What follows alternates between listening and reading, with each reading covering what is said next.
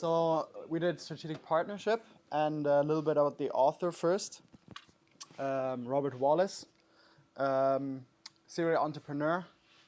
He wrote 5 different books on the matter, but first he grew up in Baltimore, had to deal with a lot of racism and poverty, and he kind of fought through that and was able to learn from industry leaders like IBM, Procter & Gamble, and DuPont.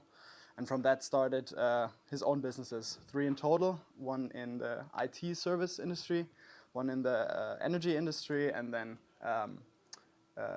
one in the education, where he started his own like not talk show, but kind of like TED Talks business, where he coaches young entrepreneurs. And he focuses a lot on, as we already said, on strategic partnerships, and how to make innovation, how to implement innovative strategies easily into those strategic partnerships, and how the legal aspects are to be handled, and how to still keep them fun and interesting for both sides. And now, yeah, we're going to talk a bit about his actual model, one of his models. The model starts off by talking just quickly about there's different types of partnerships. So there can be loosely coupled partnerships, moderately coupled, or tightly coupled. So I think what we saw with the YouTube channel collaborations was loosely coupled partnerships. But when we're talking about his partnership model, on how it's done, the metaphor used for most of these 12 points was really about almost like a romantic relationship or a romantic partnership. And that obviously starts with building trust, making sure you have the same goals and objectives. The next one's not so much with the knowing what the product and the service will be. But then the next 2, you can kind of relate that back to that metaphor as well, knowing what you have to offer the partnership, knowing what your partner has to offer, and if they can deliver it. And then we go into meeting the family.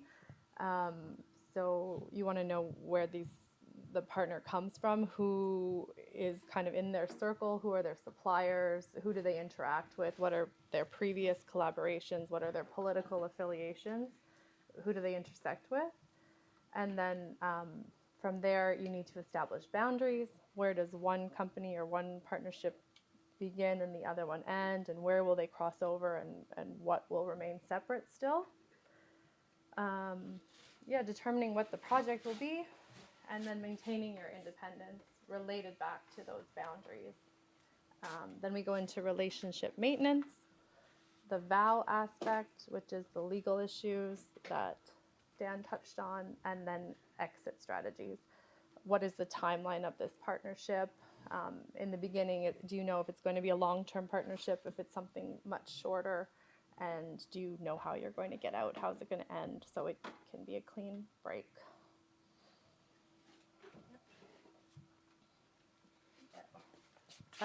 So in our group, unfortunately, we didn't have any extensive collaborations to talk about. But one example that we kind of did was in my group, we had like a big number of people who wanted to work on sustainability. So we actually split up into 2 groups.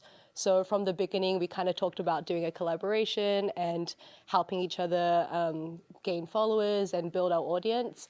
But unfortunately, because our group, it was quite loosely coupled, it's very easy for us to walk away from it without losing anything. And so even though we talked about it from day one, it actually never ended up happening. And I think it's important, going back to the theory, knowing if we can deliver and if they can deliver, and expectations weren't really talked about. And then once we figured out that a lot of work actually goes into producing a video, it was that much harder for us to overcome that and make time for us to form a collaboration. And so I guess one critique of this theory would be, even though it is really good to know in theory what would be really good to form a strong collaboration, there's a lot of things that end up happening externally that don't allow us to actually make that collaboration.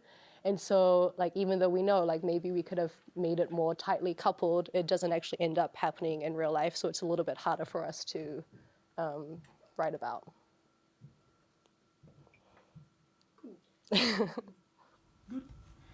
I'm curious, like, what would you say the things that made it not happen? they are not included in these points. Like it's not something he addresses in any of these points. Yeah, I think his theory is more on how to make an ideal collaboration, and it is good for both parties to know what they can contribute and the benefits of what they can get out of it. But then, like we said, the external factors kind of stop us from using his theory in real life. Yeah. Yeah. And now this is a very unfair question, but I'm gonna ask it anyway. Yeah. Like the second text on partnership, DOS, who has all these complications. Yeah. Would any of his bullet point maybe capture why this collaboration didn't happen? Because he has a lot of ideas about why collaborations don't happen. That's not something that we actually looked at a lot. No, fine. So Okay, cool. that's something we But can add. I think it's a very good critique that there, and this is also why DOS looks at a lot of things that is like, this is what's gonna mess up the partnerships, and a lot of those things are not necessarily explicitly in this one. Cool, awesome. Thank you. Give him a hand.